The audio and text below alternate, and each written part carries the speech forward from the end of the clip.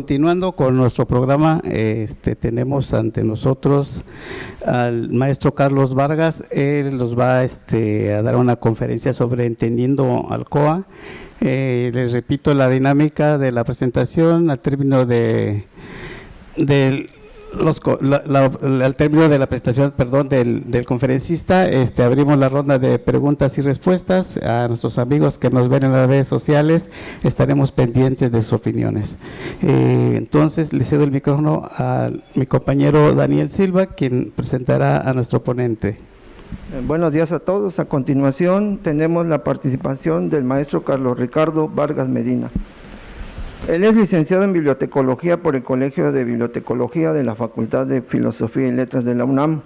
Cuenta con experiencia en implementación de software de administración de bibliotecas, proyectos de catalogación y clasificación, capacitación a usuarios, manejo de diferentes sistemas de software, bases de datos, herramientas de ofimática. En el ámbito profesional ha laborado en diferentes empresas de prestación de servicios a bibliotecas como son Infoconsultores, Grupo de Difusión Científica, Library Outsourcing, ESAIR y Bibliorión, así como en la dirección de bibliotecas de la Universidad Latina como jefe de procesos técnicos. Actualmente es director de proyectos de Bibliorión, Sociedad Anónima de Ciudad Variable. Ha participado en diversos proyectos de implementación de software de administración de bibliotecas, tanto comerciales como libres, y repositorios digitales en diferentes instituciones, e impartido diversos cursos de capacitación bibliotecaria, tanto en México como en Ecuador, en temas como es la catalogación, clasificación, servicio de referencia, administración y uso del COA o COJA. Manejo de diferentes esquemas de metadatos como Dublin Core y Mark 21, organización topográfica, manejo de gestores de referencias bibliográficas, etcétera. Ha dado ponencias en diferentes eventos como son las Jornadas Mexicanas de Biblioteconomía y en el Encuentro de Estudiantes y Profesores del Colegio de Bibliotecología de la Facultad de Filosofía y Letras de la UNAM, entre otros. Cedo la palabra al maestro Carlos Ricardo Vargas. Perfecto. Hola, muy buenos días a todos. Antes de empezar, me gustaría agradecer a la maestra Maricruz y al maestro Daniel por la invitación de estar aquí con ustedes el día de hoy. Me comentaron que quería que les platicara sobre COA. COA es un sistema que actualmente es de los más utilizados a nivel mundial en cuanto a la administración de bibliotecas. Esto es interesante porque es un software libre. Y a raíz de hace unos 10 años más o menos que tuvo una reingeniería del sistema, es decir, se rehizo completamente, ha ido teniendo un crecimiento exponencial. De hecho, en México, por ejemplo, ya la UNAM lo está adoptando, ¿no?, como sistema de administración de sus bibliotecas. Y eso nos habla, imagínense el monstruo que es la UNAM, ¿no?, más de 100 bibliotecas ahí con el sistema. Eso nos habla del potencial que tiene. Este potencial es el mismo potencial que tiene, por ejemplo, DSpace para el manejo de repositorios institucionales, ¿no? Tanto lo que hablaban hace rato de soportes sonoros, que es súper interesante esa parte, la parte de las revistas en acceso abierto, con otro software abierto que es OJS, y existen una gran variedad de softwares que podemos utilizar para garantizar o para dar la herramienta al acceso a la información de manera abierta. Muchos de los softwares de los que ustedes seguramente conocen tienen sus propias características, tienen sus propios enfoques, aunque sean sobre lo mismo, ¿no?, la administración de bibliotecas en este caso. Entonces, lo que quiero platicarles el día de hoy, más que mostrarles cómo funciona el sistema, en una primera instancia sería explicarles qué es el sistema, y en una segunda instancia algunos consejos de cómo lo pueden implementar en caso de que por ahí estén interesados en hacerlo, cómo puedan acercarse hacia él. No tanto cómo se usa, cómo está la plantilla de catalogación, etcétera, sino antes de eso, porque muchos de los principales problemas a los que se enfrentan las bibliotecas es que lo queremos implementar ya, pero todavía no lo entendemos, no entendemos el alcance que tiene y no entendemos cómo hacerlo de manera correcta antes de ponerlo ya, digamos, hacia el usuario, ¿no? Entonces, esa es la intención mía que tengo con esta presentación, que ustedes conozcan el sistema y luego cómo lo pueden implementar. Algunos tips, y les voy a contar algunas anécdotas para que, bueno, a veces la experiencia ajena nos sirve también para nosotros, ¿no? Para proyectos futuros. Mejor conocer quién ya metió la pata y cómo lo solucionó, y también cómo prevenir esas metidas de pata, ¿no? Entonces, vamos a platicar sobre esta parte. ¿Podemos empezar, por favor?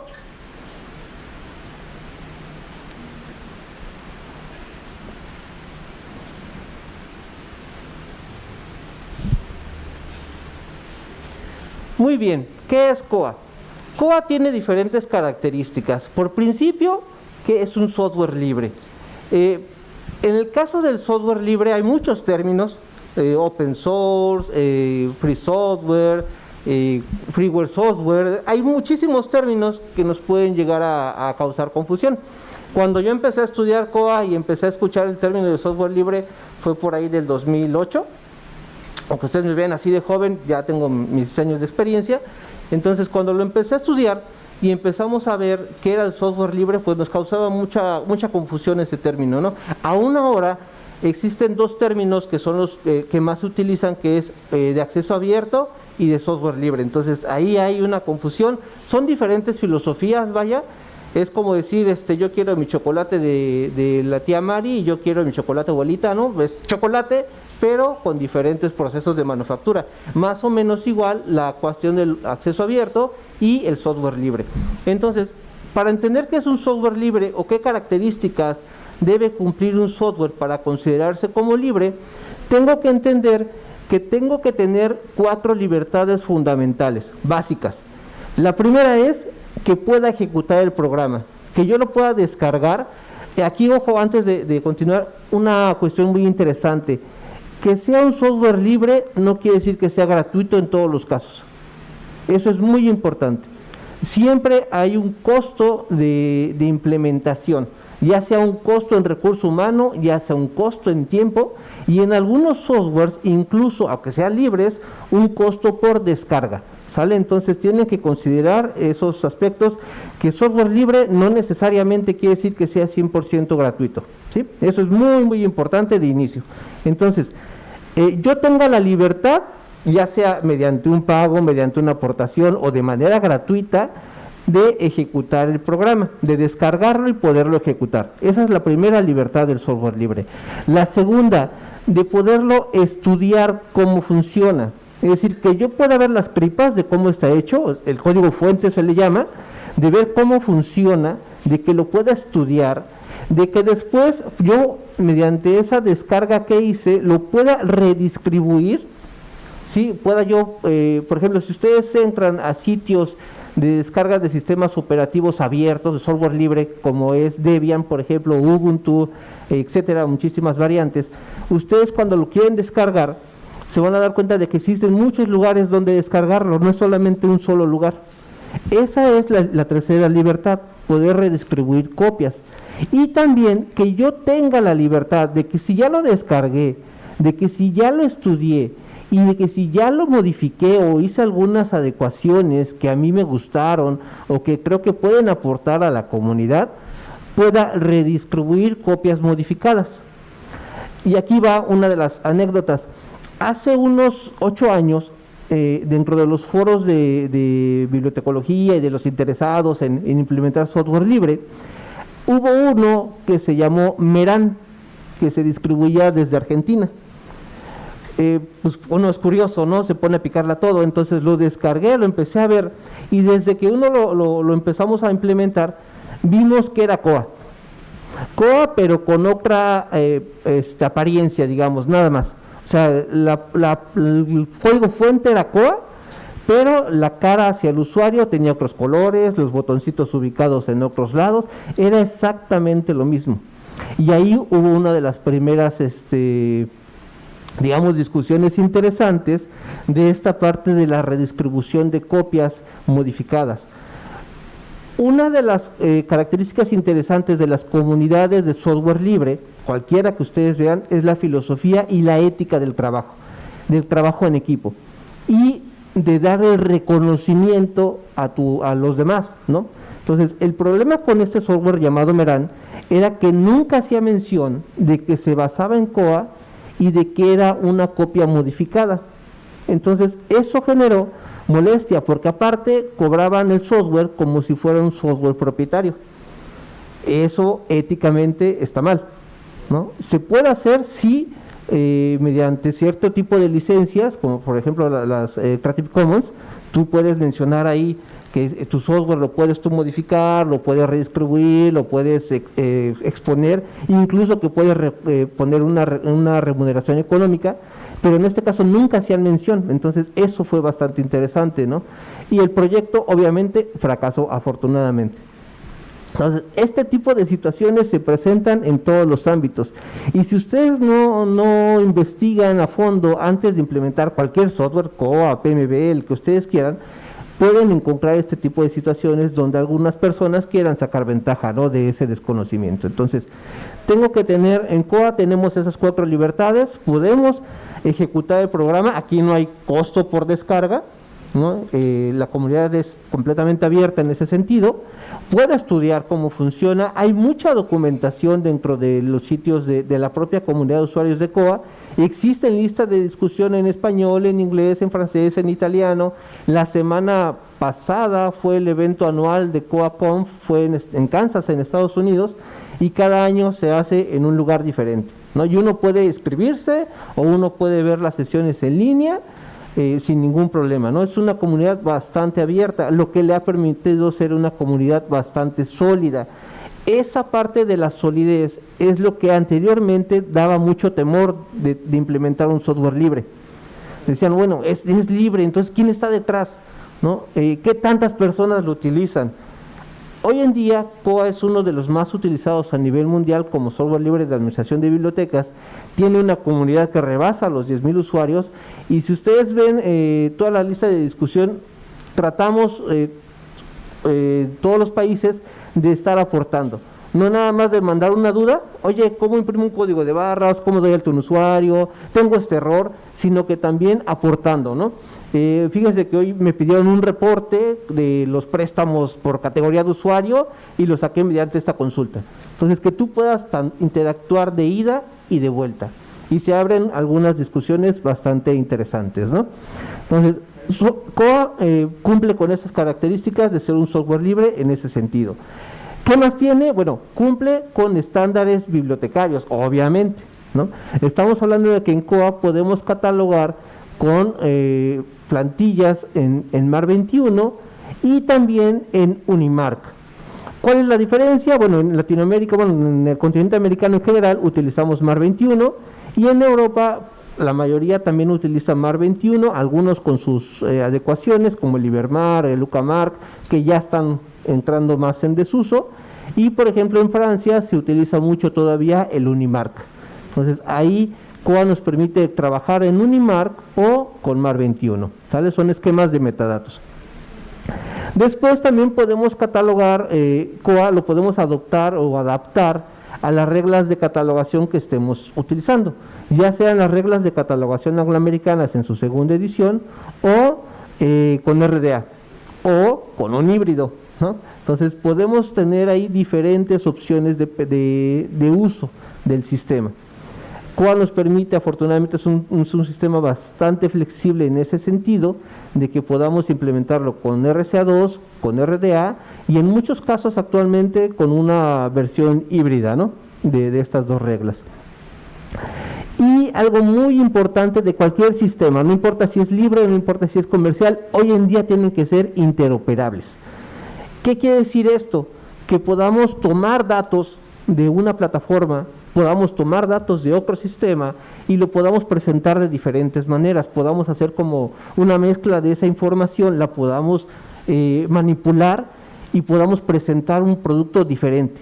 COA nos lo permite. ¿Por qué? Porque cumple con otros estándares que son parte tecnológicos y parte también bibliotecarios, como el Z3950, ¿no?, para descargar y importar información, el OAI-PMH que utilizan los repositorios de acceso abierto, bueno, todos los repositorios deberían manejar OAI-PMH, y también el SRU, que es como la evolución siguiente del Z3950. Todos conocemos lo que es el Z3950, ¿no? ¿O alguien tiene alguna duda de esa parte? ¿No? Perfecto. Entonces, Ese tipo de informaciones, de interacciones, nos permiten explotar la información que tenemos en COA de diferentes maneras. Hoy en día, por ejemplo, tenemos usuarios en México que extraen información de COA para meterlo a otros sistemas, por ejemplo, de control de bibliografías, de materias, como control escolar, saber qué libros van pidiendo los profesores en sus diferentes materias, pero que ya están dentro de COA. ¿Cómo lo hacen? Entran al catálogo, descargan la información, ya sea por medio de un gestor de referencias bibliográficas como Zotero, como Mendeley, como EndNote, SitioLike, el que sea, y generan la bibliografía con la información propia de COA. Esa es una forma de hacerlo.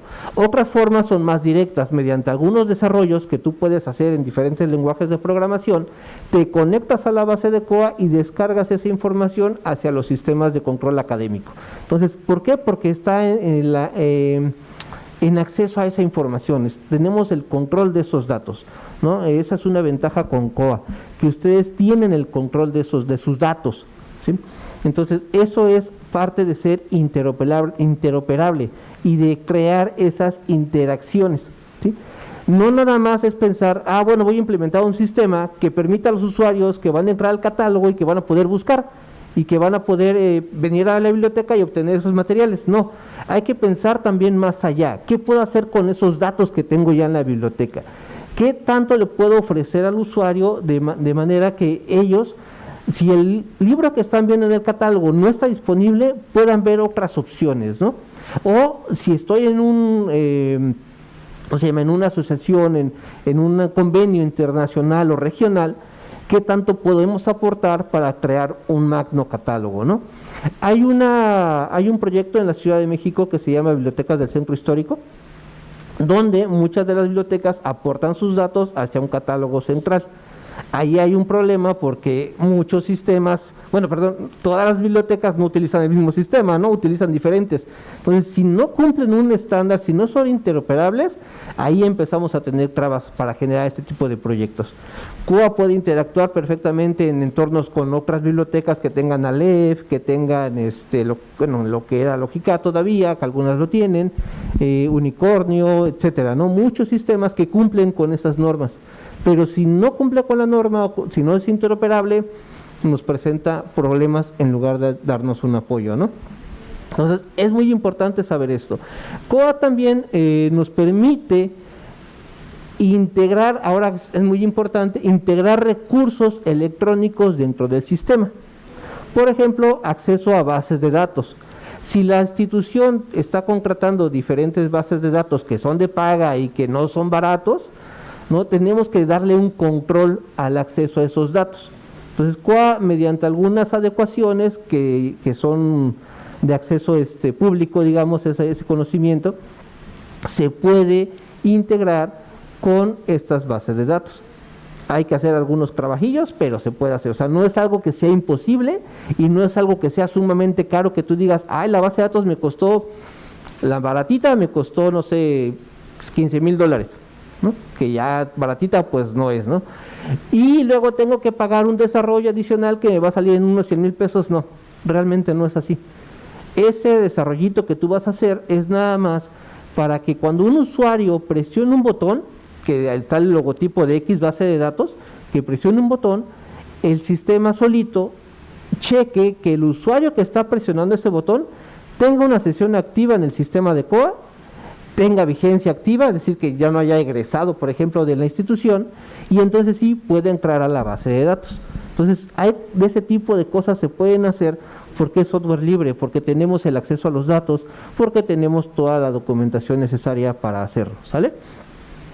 Y entonces también COA nos permite interactuar con otros sistemas por medio no nada más del MAR 21, y entonces ya la cita se va a generar mal, y entonces también la referencia bibliográfica se va a generar mal, y ya estamos bloqueando el acceso a esa información para el usuario, ya le estamos ocasionando un problema al usuario, ¿sale? No pensábamos antes hasta ese punto, sino que nos quedábamos en que el usuario pudiera obtener sus datos, pero no pensábamos, ¿y después qué hace? ¿Qué hace con esos datos? Ahora pues tenemos que pensar en eso. Cuando los profesores vienen con nosotros y nos dicen, esta es mi bibliografía básica, ¿a qué nos enfrentamos? Muchas veces, pues el profesor tiene una forma de establecer sus referencias bibliográficas y a nosotros nos toca investigar y nos toca estar dándonos ahí qué quiso decir, si era la edición adecuada o no. Bueno, con estas herramientas le podemos explicar, usted captúreme en este formatito pequeño de Zotero los datos de su libro y nosotros generamos su bibliografía, ¿no? Y ya no nos damos ni ellos de topes de cabeza ni nosotros, ¿no? Entonces, son formas de interactuar ahora con los usuarios, de darles información y de que ellos nos den datos, ¿sale? Hay muchas formas de hacerlo, pero todo es si manejamos estos esquemas, estos protocolos, estos estándares. Otro bien interesante es el Dublin Core. Dublin Core se utiliza sobre todo, por ejemplo, para repositorios institucionales. Ahora, ¿es posible que de Dublin Core saquemos información de COA? Es posible. Es posible y se ha hecho. Entonces, como COA maneja estos estándares, sí podemos tener una colección catalogada dentro de COA, por ejemplo, las tesis, las podemos tener catalogadas ahí. De hace unos años se hizo un desarrollo interesante que nos permite subir por medio de COA en la etiqueta 856 subcampo U, nos permite subir el PDF de la tesis. Y entonces podemos crear, se les llama conjuntos de datos, para exportarlos hacia DSpace o que DSpace los coseche. Entonces se puede interactuar de manera hacia afuera, digamos, mandarle datos hacia alguien, ¿sale? También podemos hacerlo a la inversa, pero cuesta ahí sí un poquito más de trabajo. Hacerlo hacia afuera es bastante sencillo, digamos, tiene su tiempecito de trabajo, su talachita, pero es posible hacerlo, ¿sí? Es decir, que yo tenga un repositorio, aquí en Unicach, por ejemplo, que tenga mi COA y en COA catalogue mis tesis, y en mi repositorio institucional, como DSpace nos da la opción de decirle, oye DSpace, en esta colección de DSpace se van a subir datos de manera manual, pero en esta colección de DSpace tú la vas a cosechar, es decir, vas a extraer de otros datos, ¿no? Entonces, y en esa colección de tesis le podemos decir, las tesis las vas a sacar de COA mediante esta URL. ¿En qué formato? En Dublin Core, ¿sale? O en OAI. Entonces, pues, se puede hacer, ¿no? Porque respetamos esos protocolos, porque respetamos esos formatos. La siguiente, de favor.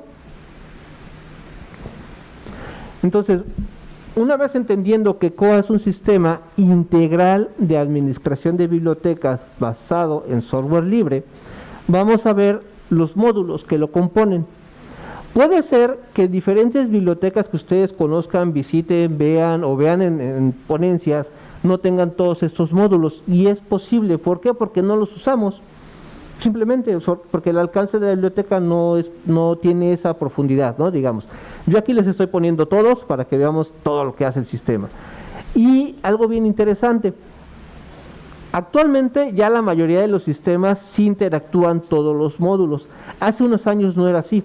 Hace unos años había sistemas que tú tenías que, bueno, y todavía existen algunos por ahí, que tú tienes que pagar cada módulo que vas a utilizar, y pagas una licencia por usuario, y pagas una licencia por esto, y pagas una licencia por aquello. En COA Software Libre no pagas ese tipo de licenciamientos por usuarios, por la cantidad de usuarios que se están conectando, no existe eso, ¿sale? Entonces, en COA tenemos el módulo de circulación, que es donde se hacen todas las operaciones de préstamo, devoluciones, pago de multas, etcétera. Y el módulo de usuarios, obviamente esos dos módulos están completamente vinculados. Es decir, si yo creo un usuario nuevo en el módulo de usuarios, inmediatamente le voy a poder prestar libros en el módulo de circulación. Si yo en el módulo de circulación elimino un usuario o lo sanciono económicamente o lo suspendo, inmediatamente eso lo van a ver en el módulo de usuarios, ¿no? Depende de las características de cada biblioteca cómo se va a implementar. Hay bibliotecas muy grandes donde el trabajo está muy bien separado.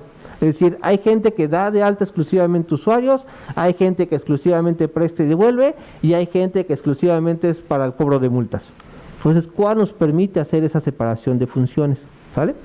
El módulo de búsqueda avanzada es un módulo de búsqueda avanzada que está igual en el catálogo que en la parte administrativa. Si yo puedo buscar por medio de operadores booleanos, puedo restringir la búsqueda por tipos de material, por bibliotecas, por periodo de fechas, etcétera. Entonces tiene toda esa funcionalidad. Algo interesante de las búsquedas avanzadas de COA, y que pocos sistemas lo hacen, es que ahí sí le presta atención a la etiqueta 008. ¿En qué sentido? Si ustedes medio recordamos esa etiqueta que a veces la ignoramos completamente, en COA sí es importante para las búsquedas avanzadas, porque nos permite restringir la búsqueda por tipo de audiencia, de usuario, por ejemplo. En la etiqueta 008, no me acuerdo la posición en este momento, existe una sección que dice audiencia. Y uno puede decir que ese libro que estamos catalogando es para un público infantil, es para un público juvenil, es general, es especializada. Bueno, en COA sí nos permite buscar un material, por ejemplo, de matemáticas, pero que sea para audiencia especializada. ¿Sale? Entonces, eso es bien importante. Nos permite también definir si voy a buscar por una que es conferencia o no es conferencia. Nos permite también delimitar la búsqueda avanzada por rangos de fechas. Y ahí toma las posiciones de fecha 1 y fecha 2 de la etiqueta 008, que no todos los sistemas lo hacen. Eso es algo interesante, ¿no?, de comprender. ¿Qué más tenemos? Las listas. Las listas tienen dos funciones. Una, que yo pueda crear un tipo de estantería virtual, que el bibliotecario lo pueda hacer a través de la interfaz administrativa, que es esta, y el usuario lo puede hacer a través del catálogo. Una vez que inicia sesión, el usuario puede hacer un montón de cosas dentro de COA. No es un sistema estático, que donde el usuario nada más pues consulta lo que hay y checa qué vas a sacar en préstamo. No, sino que nos permite crear listas. El usuario puede crear sus propias listas de interés. Yo quiero mi lista de matemáticas, pero también quiero mi lista de cómics, ¿no?, si la biblioteca tiene cómics.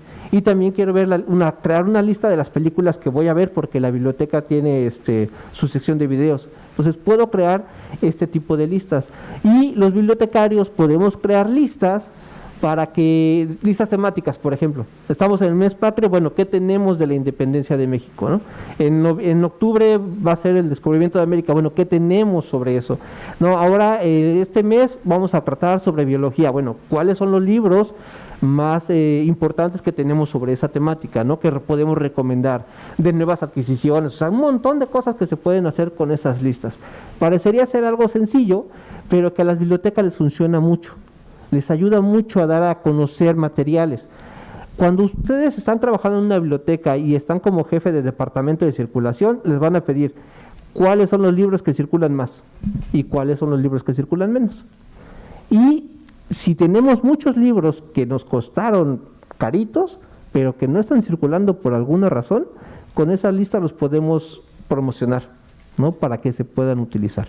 Entonces, esto sí ayuda a las bibliotecas a que esos materiales que no se están utilizando tanto como quisiéramos, bueno, los usuarios los conozcan, ¿no?, profesores, alumnos, los mismos bibliotecarios. No crean que nada más nos dedicamos a catalogar, también tenemos ahí intereses personales, ¿no?, de ocio.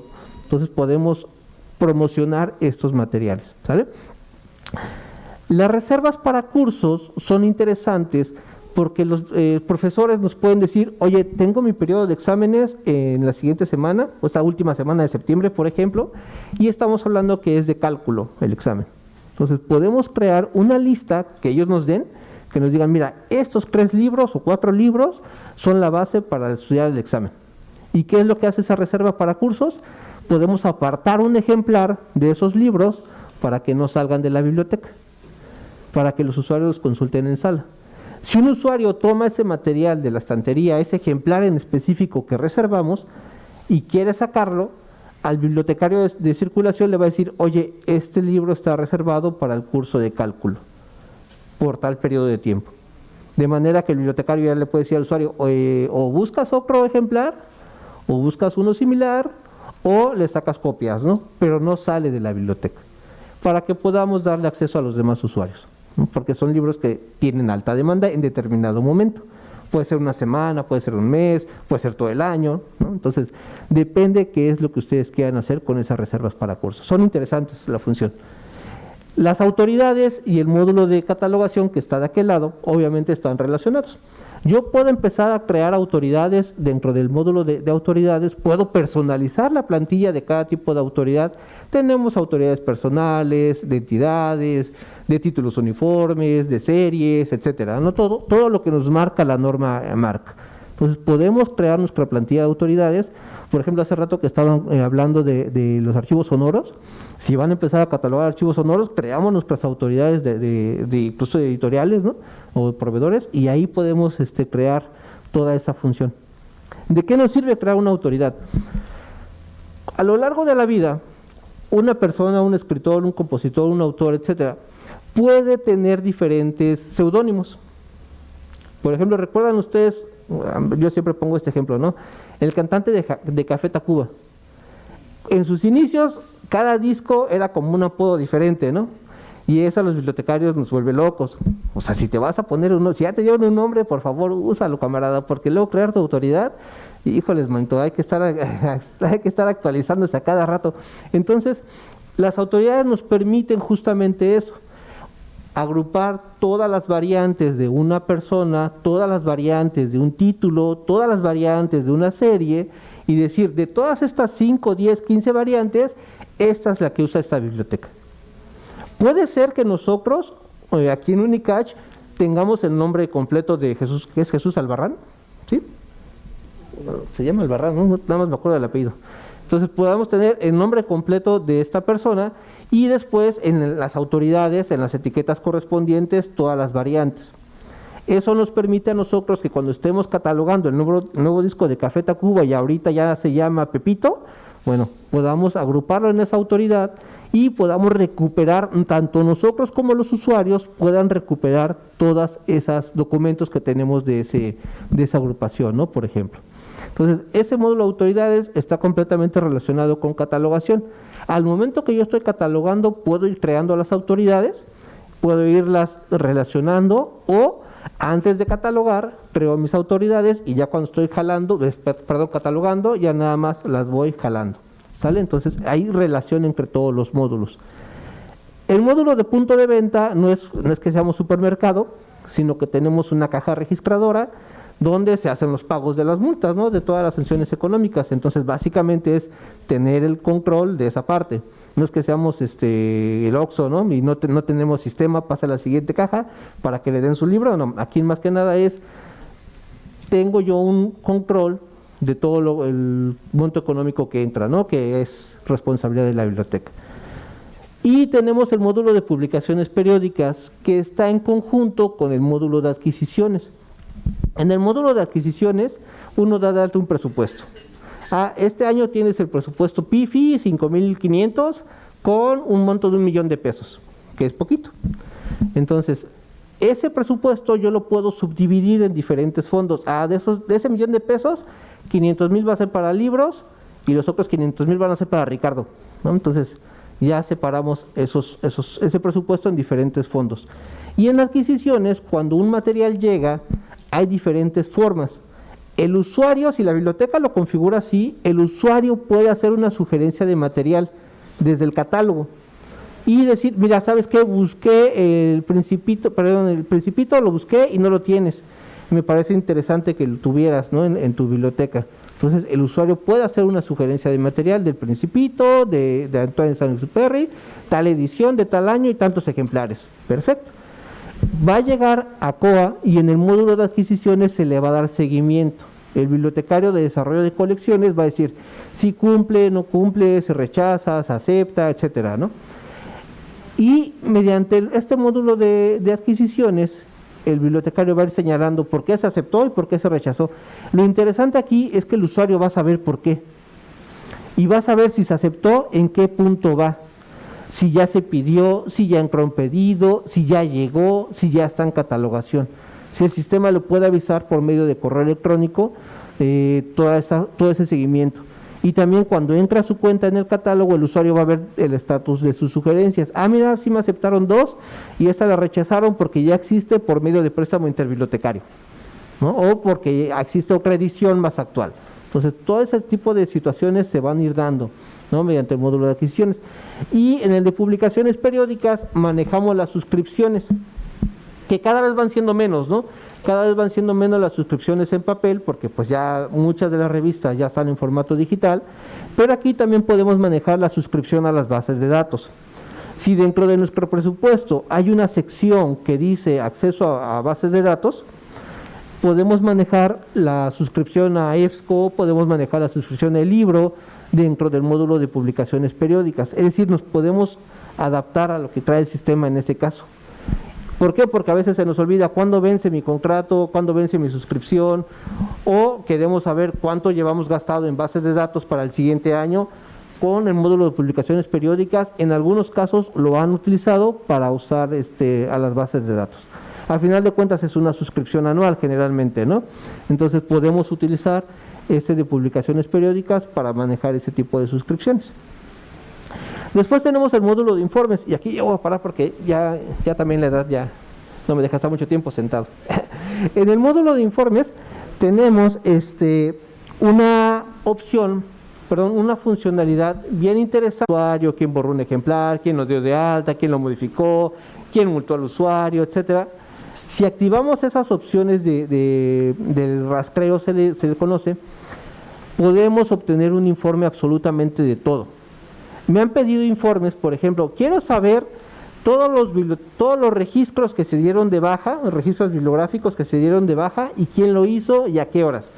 Pero quiero que me pongas, antes de ver los datos, que me pongas un filtro por biblioteca, un filtro por fechas. Entonces se puede hacer ese tipo de operaciones.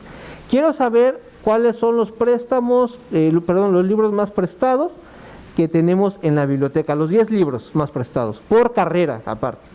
O sea, de la carrera de medicina, de la carrera de ingeniería, de la carrera de matemáticas, cuáles son los 10 libros más prestados. Se puede sacar por medio del módulo de informes. Hace un par de años se dio de alta una nueva opción, que aparte de que tú puedas hacer tu informe, te puede presentar la gráfica antes de que lo descargues. Y entonces ahora, cuando haces tu informe, puedes ver el gráfico. Ah, mira, son 5 de biología, son 6 de matemáticas, son 7 de ingeniería y son 8 de bibliotecología, ¿no? Entonces, puedes ver esa gráfica y puedes ver los datos. Y puedes descargar o la gráfica o puedes descargar los datos. Eso es bastante interesante, ¿no? Antes de que tú lo tenías que bajar a Excel y desde ahí graficar, ahora el sistema te da la opción de graficarlo directamente desde ahí. Ahora, me han pedido informes a veces tan locos como: quiero que me busques todos los registros que la etiqueta 650 tengan ABC en el subcampo A. Sí, se puede hacer. ¿Por qué? Porque tenemos acceso a todos esos datos, porque el sistema maneja la información en MARC XML, porque la base de datos es MySQL y porque en el módulo de informes podemos sacar un reporte tan específico como buscar ABC en la etiqueta 650 subcampo A. ¿Sale? Entonces, el módulo de informes es uno de los puntos más fuertes que tiene COA, ¿no? Aparte de la catalogación y demás, el módulo de informes. Luego tenemos el módulo de herramientas y ahí tenemos un montón de opciones. Podemos hacer modificaciones de usuarios en lote, es decir, ¿cuántos usuarios egresan más o menos de cada institución al año? 400, 500, incluso más, ¿no? Y a la vez también cuántos usuarios ingresan cada año a la institución, 1000, 2000, etcétera.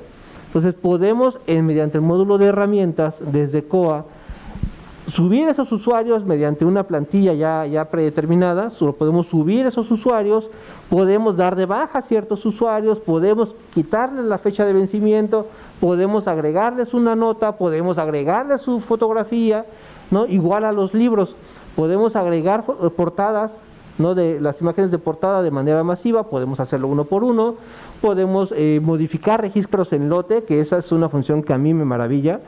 ¿Por qué? Porque de repente los usuarios nos dicen, es que quiero normalizar la etiqueta 650 subcampo A que dice México todo con mayúsculas, la quiero poner ahora con minúsculas. Las herramientas, la modificación de ejemplar de registros en lote nos permite hacer eso.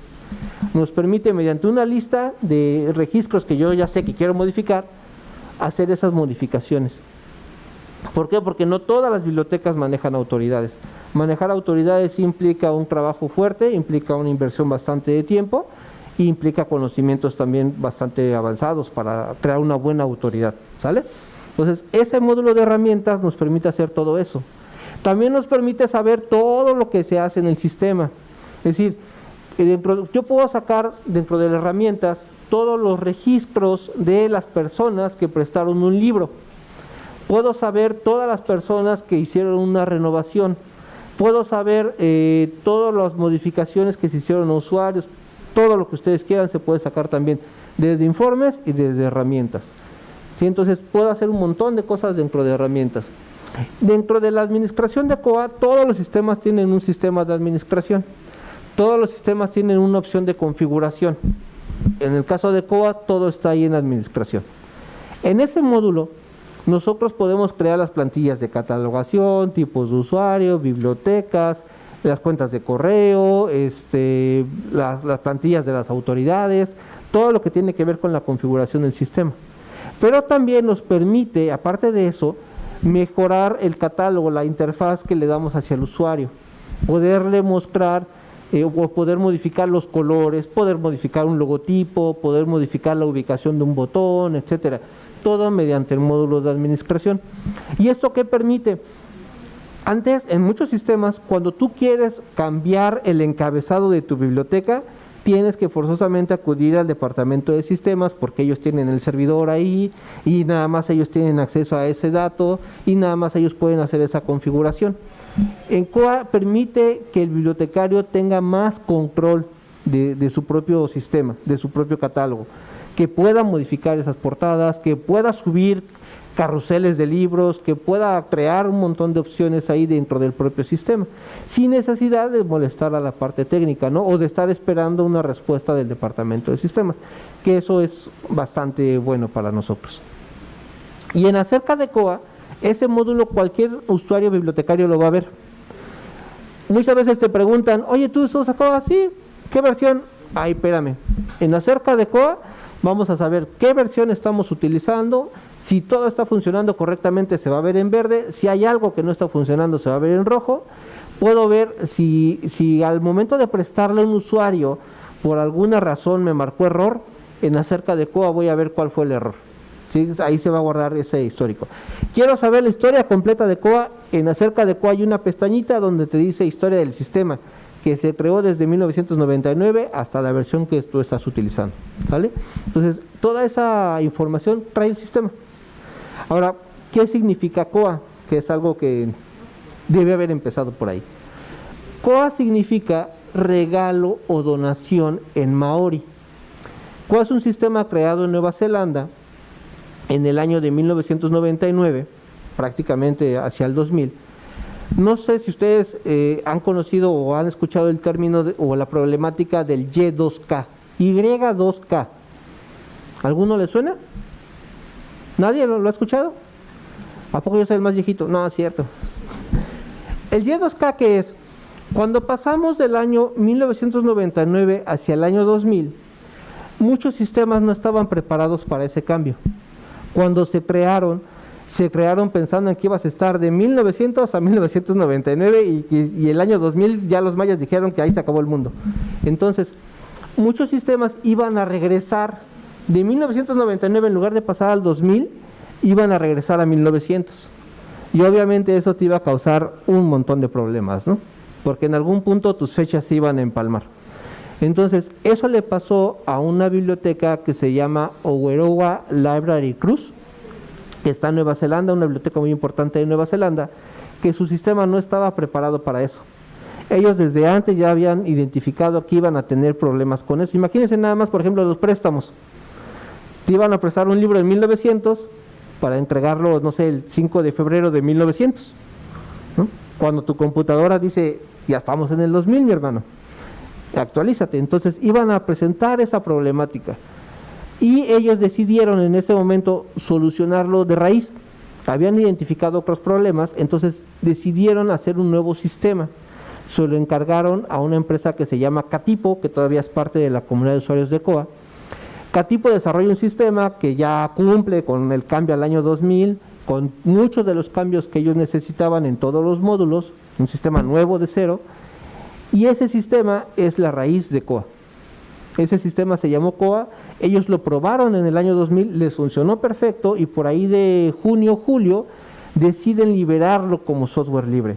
Por eso COA es considerado el primer software libre de administración de bibliotecas liberado como tal.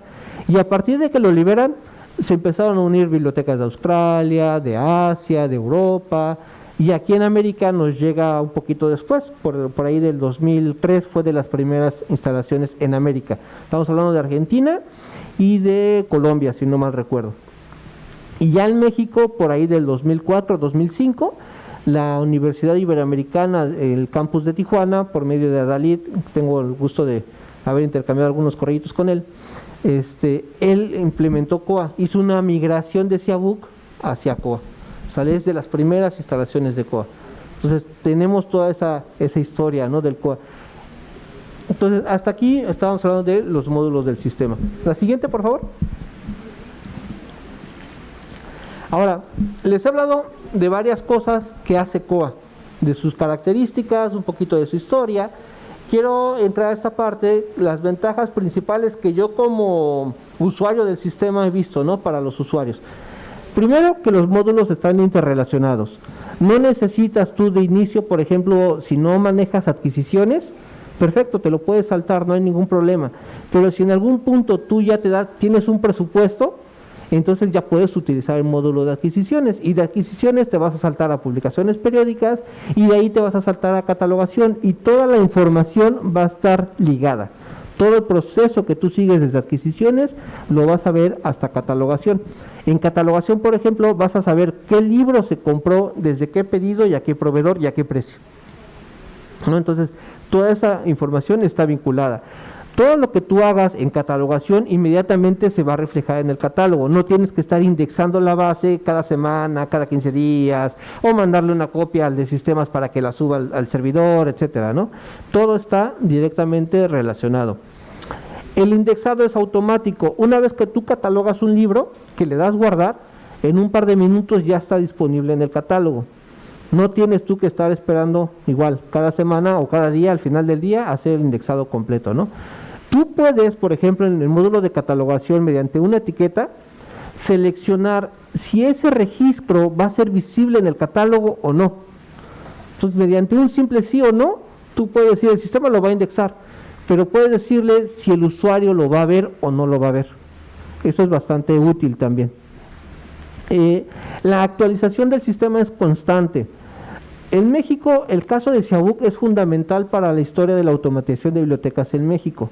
Desde su creación, muchas bibliotecas pudieron automatizar su información, ¿no?, sus procesos. Lamentablemente ha tenido como una pausa muy grande en cuanto a actualizaciones. Es un muy buen sistema, pero ya está un poquito desfasado, ¿no?, de las necesidades actuales. En COA la ventaja es que ya se tiene un plan de que cada mes se va a hacer actualizaciones menores, cada 4 meses hay una actualización más grande y cada 8 hay un cambio de versión, y ya está todo planificado.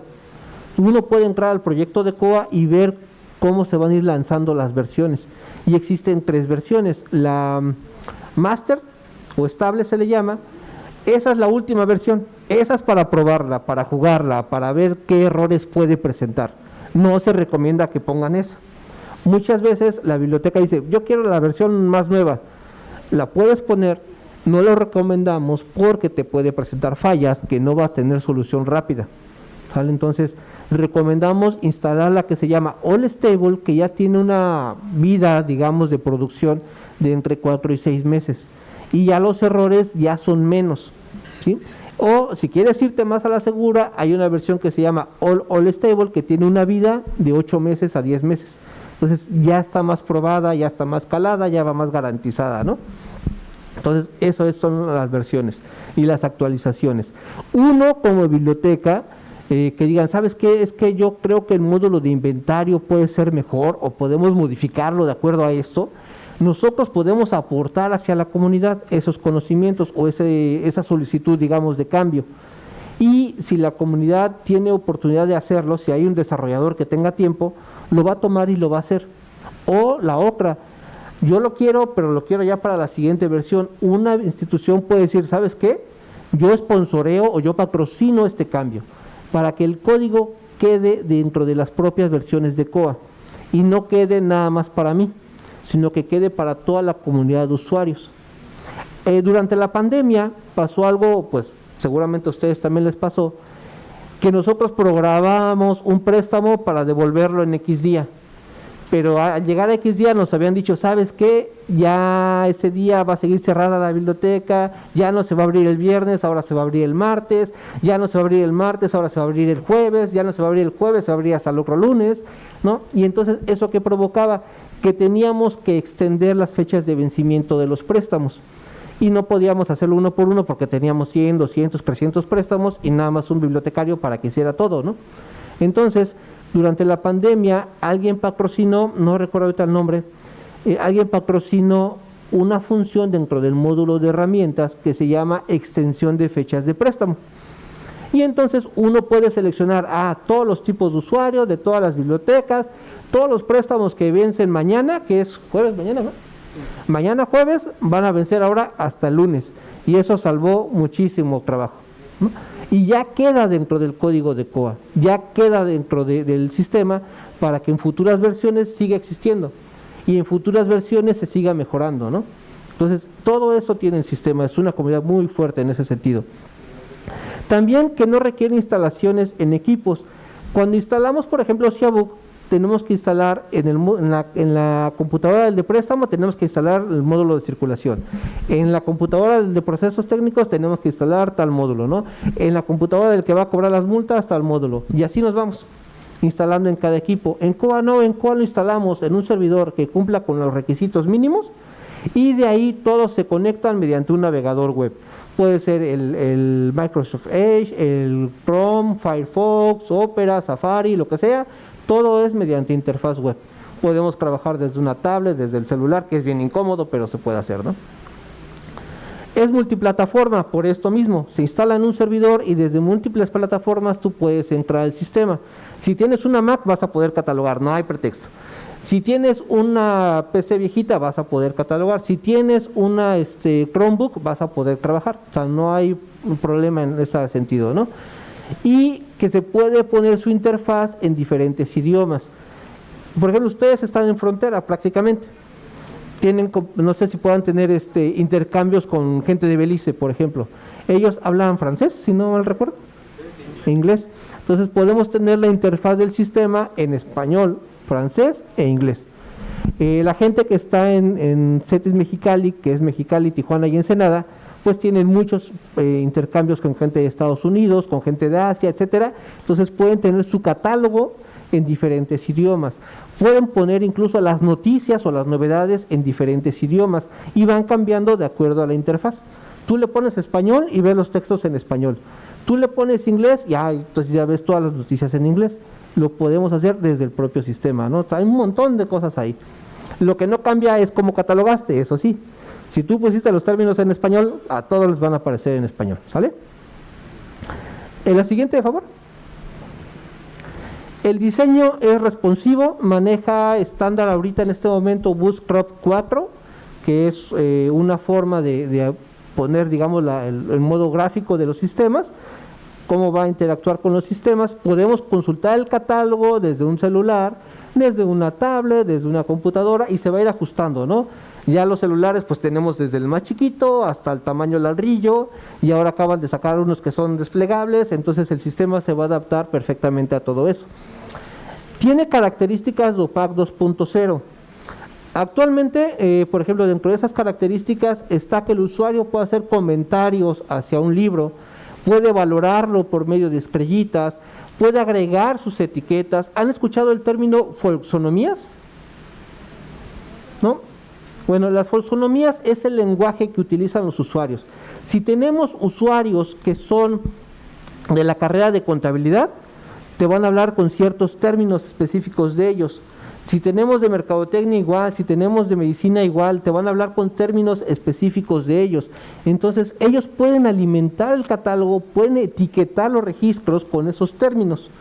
Y esos términos pueden ser controlados por el bibliotecario o por algunos bibliotecarios, de manera que no se nos cuelen términos pues que sean ofensivos, ¿no?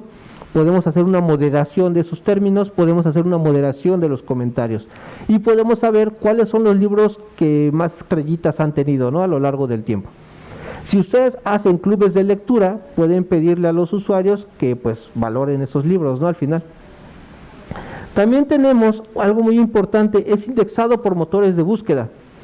Si yo pongo en un Google, en un DuckDuckGo, o pongo en un Yahoo Search, o pongo en Bingo, o ¿cómo se llama? Blink, pongo Administración de Empresas COA La Salle, me va a recuperar del catálogo de La Salle de COA. Si yo pongo Administración de Empresas COA Unicach, me va a jalar lo que tenga la Unicach, ¿sale? Está indexado por motores de búsqueda. La capacidad del sistema no está limitada por el propio sistema, está limitada por la infraestructura por la infraestructura que nosotros contemos. Es decir, si yo tengo un servidor pequeñito, va a llegar un punto en el que si tengo muchas consultas, si tengo muchos registros, pues se va a caer, pero no se va a caer por el sistema, se va a caer porque el servidor es pequeño, ¿no? Si yo tengo un gran servidor, pero sale con un ancho de banda muy pequeñito, igual se va a caer, pero no por el sistema, por la infraestructura, diría el expresidente, ¿no? Entonces, también el envío de avisos automáticos, el sistema se puede configurar para que cuando tú debas un libro, un día antes te manda un correo bien amable, ¿no? Estimado usuario, le recordamos que el día de mañana tiene que devolver tal libro, ¿no? Porque si no, pues la multa va a ser de tanto.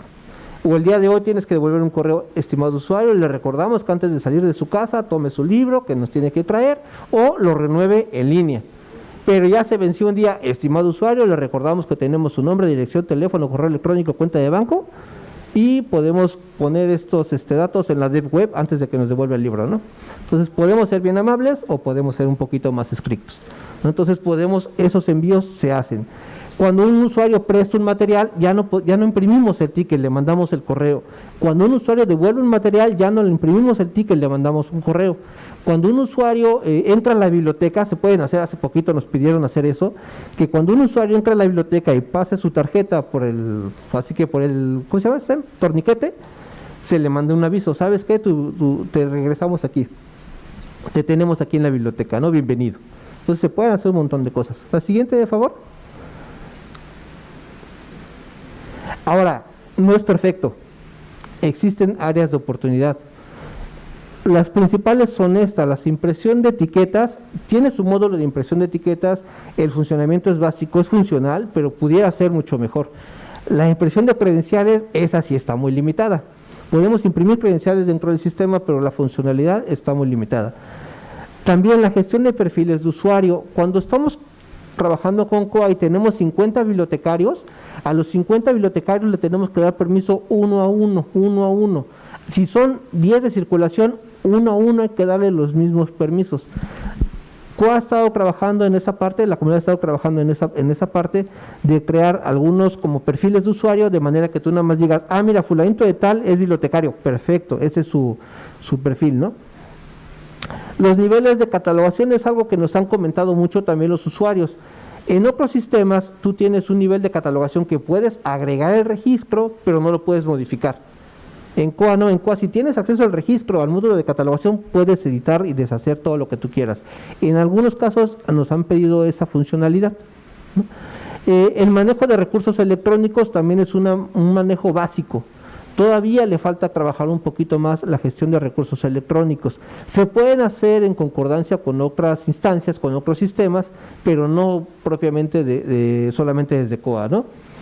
Y la integración con cuentas de Office 365. Cada vez son más bibliotecas que quieren integrar sus cuentas de usuario con Office 365. Ahorita COA se integra con Shibboleth, es un tipo de cuenta, se integra también con las cuentas de Google, se integra también con LDAP, con CAS, etcétera, pero todavía le falta esa parte de Office 365 que está en desarrollo ya. Esa sí ya está en desarrollo. La siguiente, de favor. Ahora, aquí voy a ir un poquito rápido, ya tenemos un par de minutos. ¿Cómo implementar COA? Pensar que es un proyecto integral, no es algo que es sencillo de hacer. El análisis de la situación actual tenemos que considerar dos puntos fundamentales: la revisión de los requisitos técnicos y las necesidades de la biblioteca. Tenemos que hacer un análisis y mapeo de información. La mayoría de las migraciones que fallan es porque no se hizo un análisis de la información actual y cómo iba a pasar a COA. Eso es fundamental.